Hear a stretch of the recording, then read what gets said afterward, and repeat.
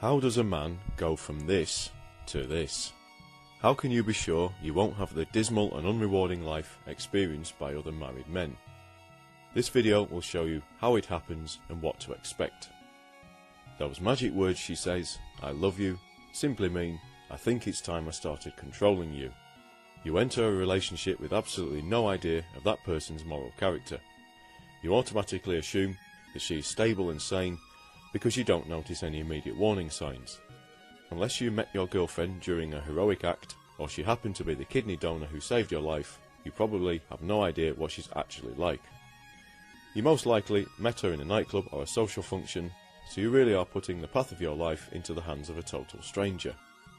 Superman, as Clark Kent, is able to see the cold and dismissive side of Lois Lane, and what Superman should really do is ignore Lois Lane and enjoy his single life. But you don't have his super insight, so you will have to make an assessment at the beginning. With no immediate warning signs, it all seems good.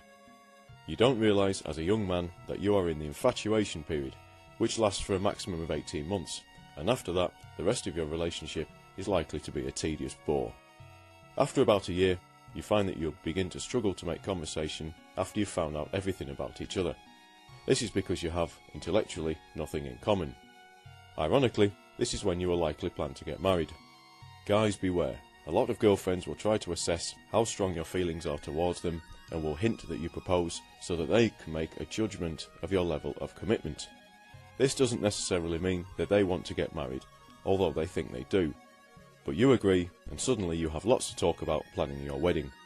She will of course dominate all the planning and organising, and you will probably let her, reasoning that this is her big day. Only later, years later, do you realise that a man should never marry a woman who fantasises about a big, expensive and elaborate wedding.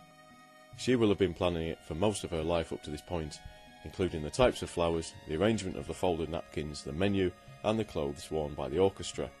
It will typically be a display of one-upmanship over her friends, who you know she doesn't like because you've heard her complain about them so often. The big day arrives and you find that you've already been given a set of instructions by her about how to behave, what to say, how much time you spend talking to people, which people, how you should pose in photographs, how much you should drink, etc. It's all a form of control. The honeymoon holiday is next, and once it's ended, she will likely experience the anticlimax now that this eagerly awaited event in her life has been and gone. You now settle down into your domestic life and find yourself often being ignored. Not because she's mad at you, but because she'll always find the TV more appealing.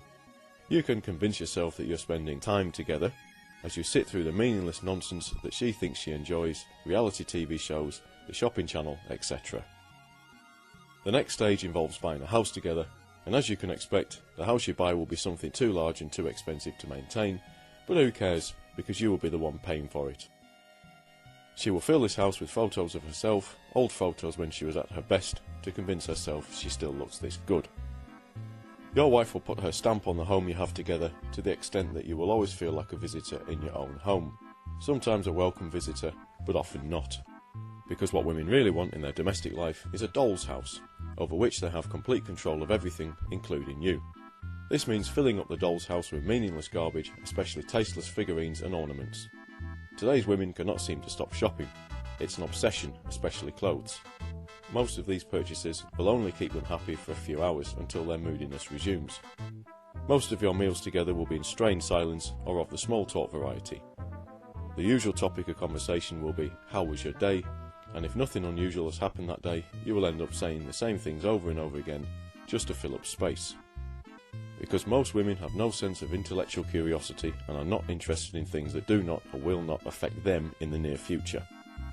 If you are interested in the world around you, you will not be able to bring them up to your mental level. Your wife will inhibit your mental development with triviality and irrelevance and be scornful of your attempts to improve your own mind.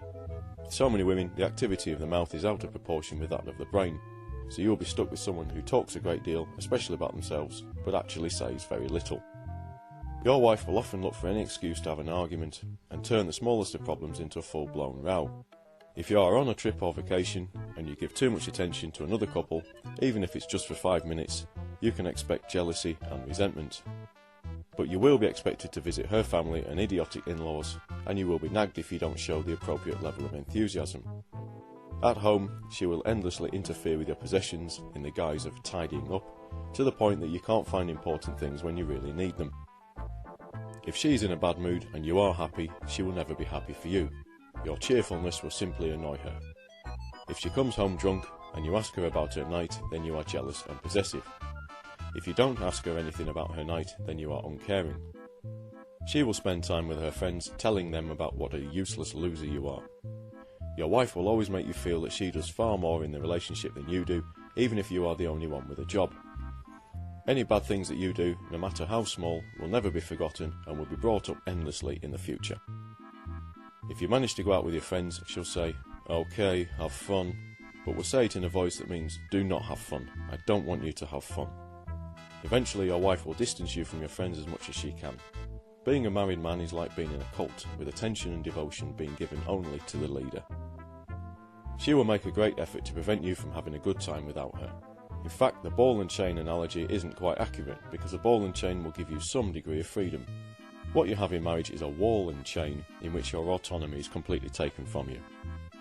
Over the years, she will chisel away at your self-esteem with remarks, insults, comparisons, criticism and general disdain for your existence, leaving you in emotional pieces as she moves on to the next unwitting victim. She knows that she can ass rape you in court at the drop of a hat if you do not fulfill the expectations she has of you. As a married man, you are constantly financially competing with the divorced version of you, so that if you don't give her as much money as him, she will get her friend the state to forcibly take it from you and give it to her. Eventually you decide that you can't take it anymore and you walk out. You rent a room somewhere and you consider going back on the dating scene. You try internet dating or searching the Lonely Hearts ads in the newspaper, not realising that people use hidden meanings when describing themselves. Curvy means fat. Cuddly means obese. Quirky is insane, and new to the area means just been let out of prison. You go on a date, but you're so far removed from the dating scene, having been stuck in a marriage for many years, that you're not used to making funny or clever conversation. Those years have robbed your intellect and self-esteem. The cost of an impending divorce leads you reluctantly back to your wife, where the whole dismal and unfulfilling saga continues into old age. The message for men is clearer than ever before. Don't do it. Even when it's not truly awful, it's still shit. That cute, adorable and endearing cupcake you met years earlier will turn into a hostile, scowling and oppressive headcase by the time it's too late. You think you're marrying Cheryl from Curb Your Enthusiasm, but in fact you end up with Susie. Think of all the characteristics your wife could have. Narcissistic, arrogant, selfish, passive-aggressive, jealous, paranoid, lazy, manipulative, self-centered, boring, rude, haughty, dominating, demanding, intolerant, self-righteous, ignorant, impulsive, unstable, wasteful, reckless, irrational, stroppy, argumentative, bullying, vindictive, sociopathic, just to name a few. If your wife has even just one of these characteristics, you'll wish you hadn't married her. What are the chances she has many more? Around 50% of marriages end in divorce. Of the remaining 50%, how many couples stay together only because of the kids, for financial reasons, for religious reasons, because they're terrified of living alone, or because they're too old to split up and start again, leaving a tiny number that you might call actually happy? Marriage is for women, not for men.